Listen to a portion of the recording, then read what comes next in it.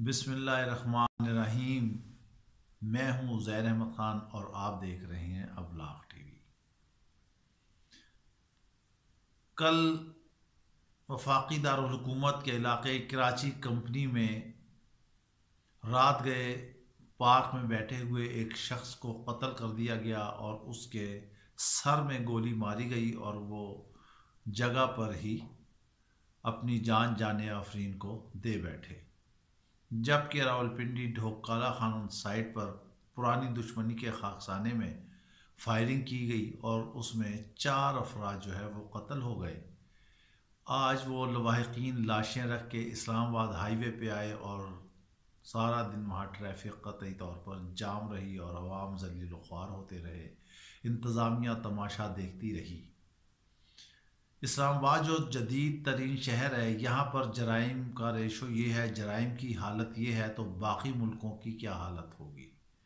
Karachi company جو ہے parliament house سے، ایوان صدر سے، پرائم منسٹر ہاؤس سے بہت زیادہ دور نہیں ہے،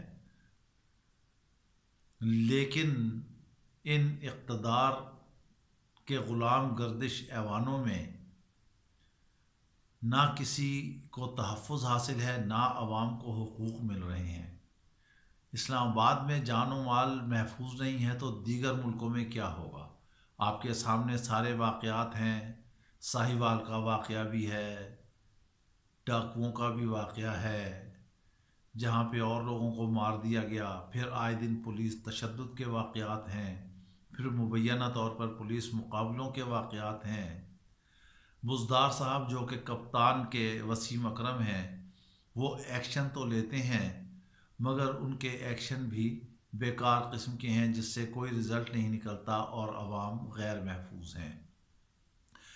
کیا ہمیں ضرورت ہے کہ ہم پولیسنگ نظام کو درست کریں؟ بالکل، اس بات کی ضرورت ہے جرائم پیشہ افراد کی بے یقینی کے لیے، اور پولیس کو جدید ترین خطوط پر استوار کرنے کی بے حد ضرورت ہے۔ جو ہمارا پولیس ایکٹ ہے اس میں وقت اور حالات کے تحت، جدید وقت کے تحت اس میں تبدیلیاں بہت ضروری ہیں۔ وفاقی دارالحکومت کی پولیس کا تو شاید اسلحہ کچھ بہتر ہو، لیکن پنجاب پولیس کی حالت زار انتہائی ناگفتہ بے ہے۔ وہاں جو کوت ہیں ان کے اسلحوں کی صفائی نہیں کی جاتی ہے، اسلحے صحیح نہیں ہیں یا چلتے نہیں ہیں، گاڑیاں ہیں جو گشت میں یا مجرموں کے پیچھا کرتی ہیں انہیں دھکے لگا کر سٹارٹ کیا جاتا ہے، اور بہت سارے ایسے معاملات ہیں جس کی وجہ سے پولیس کارکردگی نہیں دکھا پاتی۔ سب سے پہلی بات تو یہ ہے کہ پولیس کے لیے ایک اعلیٰ تربیت اور اعلیٰ تعلیم یافتہ ہونا انتہائی ضروری ہے۔ پولیس سے پولائٹ بھی ہو، اوبیڈینٹ بھی ہو، انٹیلیجنس بھی ہو، کرجیس بھی ہو، ساری یہ خوبیاں ہوں تو پھر پولیس اہلکار جو ایک وہ سپاہی بنتا ہے، یا سپاہی سے لے کے آئی جی تک سب کی خدمات ایک ہی ہیں، صرف عہدوں کا فرق ہے۔ لیکن ہوتا کیا ہے، اگر کوئی پولیس والا بھی کبھی شہید ہو جائے تو اسے اس طرح کی کمپنسیشن نہیں ملتی جس طرح کہ دیگر اداروں کے اگر کوئی لوگ مر جائیں تو انہیں جس طرح کی سہولت ملتی ہے۔ اس اعتبار سے پولیس کے لیے بھی باقاعدہ وظیفہ ہونا چاہیے، ان کے شہیدوں کو بھی اسی طرح نوازا جانا چاہیے، ان کے لواحقین کے لیے بھی اسی طرح سہولیات ہونی چاہیے تاکہ وہ اپنی ڈیوٹی جو ہے ڈیوٹیفل ہو کر سکیں۔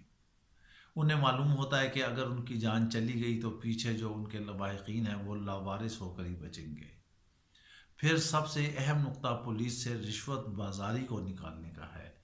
آخر وہ کون سے اصول اپنانا پڑیں گے جس سے رشوت ختم ہوگی؟ اس رشوت کو ختم کرنے کے ضروری ہے کہ ان کی ہینڈسم سیلریز ہوں، ان کے بچوں کی تعلیم کا بندوبست ہو، ان کے رہائش کے معاملات ہوں، یہ سارے ہوں، اور اگر اس کے باوجود بھی کوئی رشوت لیتا ہوا پکڑا جائے تو اس کو عبرت کا نشان بنا دیا جائے۔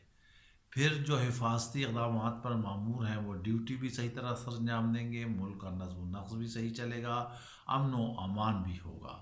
لہٰذا حکومت کو چاہیے کہ وہ ان حالات کو دیکھتے ہوئے پولیس نظام میں بھی اصلاحات لے کر آئے اور لوگوں کے جان و مال کو یقینی بنائے۔ اس کے ساتھ ہی ہمیں اجازت دیجیے۔ اللہ حافظ، اپنا خیال رکھیے۔